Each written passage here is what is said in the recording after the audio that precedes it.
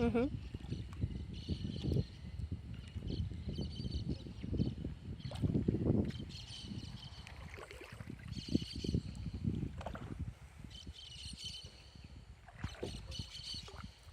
¿Qué trajimos de agua?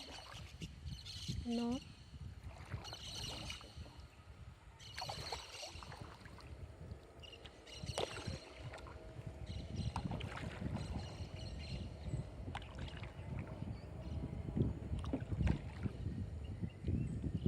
Ya se bató una,